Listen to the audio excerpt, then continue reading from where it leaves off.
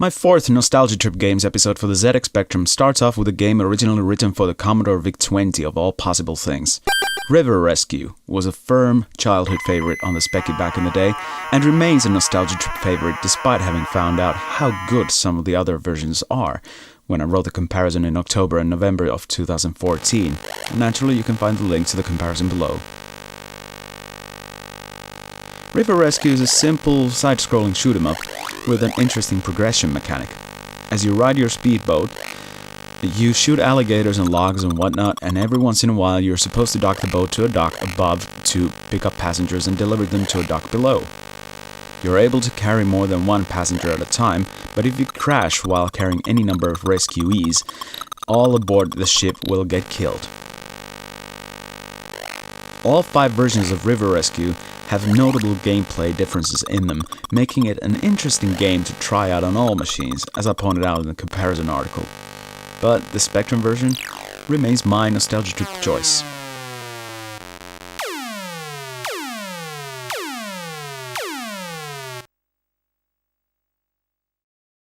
Booty was also a childhood Specky favorite that I wrote a comparison of in 2014. It's a fairly traditional platforming adventure with a high emphasis on opening doors with keys that you can only carry one at a time, while avoiding getting hit by practically anything. I admit I never got very far in it, mostly due to the confusing map and often impossible to avoid booby traps, but there was always something about it that lured me back in quite often. Probably the music, probably the characteristic graphics, probably the frustration, and perhaps even all of it put together.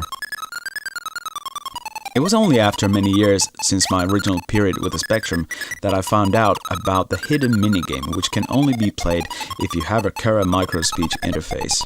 But since I still don't own one, nor do I intend to, the footage of the said hidden game has been recorded from an emulator. Despite the very likely lack of access to the minigame on real hardware, Booty is one of the better games from the early days of Firebird, bordering on being a classic. For me, it's a firm Nostalgia Trip favorite.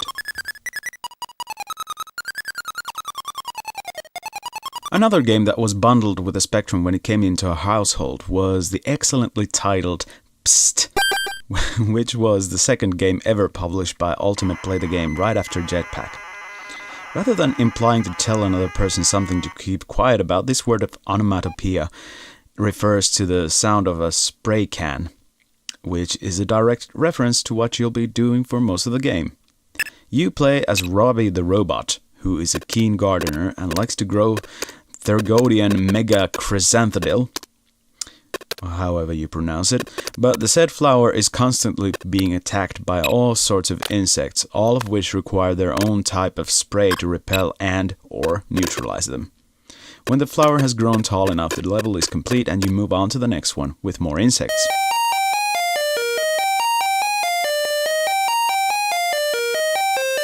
Like most of the Stamper Brothers' early games, this is a single-screen arcade action game and represents early Spectrum gaming at its best. For the simple reason of being often bundled with a Spectrum along with a few other Sinclair re-releases of Ultimate games, Psst is practically a foolproof choice for any Speckiest's nostalgia trips.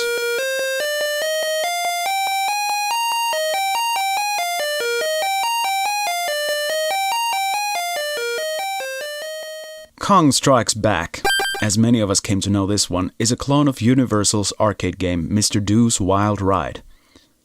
Kong had been a rather vague character for me until that point, although I had played some of Nintendo's Game & Watch games, but this game was the first time I saw Kong represented on the TV screen. Of course, back then I had no idea this game had nothing whatsoever to do with the official Donkey Kong by Atari, or Nintendo, whichever you prefer, and I highly doubt the knowledge would have made me enjoy it any less. The thing is, Kong Strikes Back, or Mr. Do's Wild Ride, has some clear Donkey Kong-like elements in it, just the action takes place on roller coasters, which makes it all the more fun. And having Frederick David Thorpe's excellent loading screen made it all the more magical back then, and it's also part of what makes the game worth the nostalgia tripping on today. It's a relatively short game though, with only 4 screens that get increasingly difficult as you repeatedly complete the sequence, so there's definitely a Donkey Kong-esque thing going on here. It's an alright sort of a game, but certainly not an actual classic.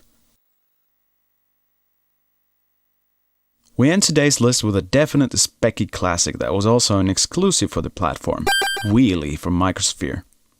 If you saw my first list for the Windows 95-98, I mentioned Action Supercross and Elastomania there, which I only lately noticed are more or less the closest direct descendants of Wheelie.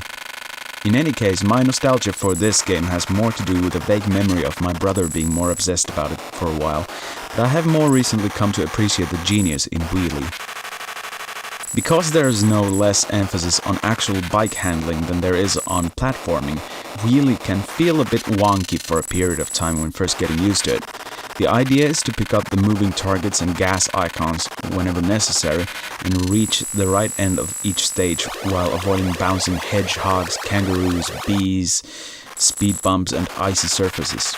The necessity of jumping over gaps with buses and other hazards, as well as changing lanes, which are placed on top of each other rather than side by side, is what makes it a platforming game, but handling the bike through the different surfaces and jumps and having to wheelie over speed bumps is what makes it more of a light bike riding simulator of sorts. It's a difficult game, but so easy to get hooked into, and it's definitely a good nostalgia trip candidate for any specky gamer.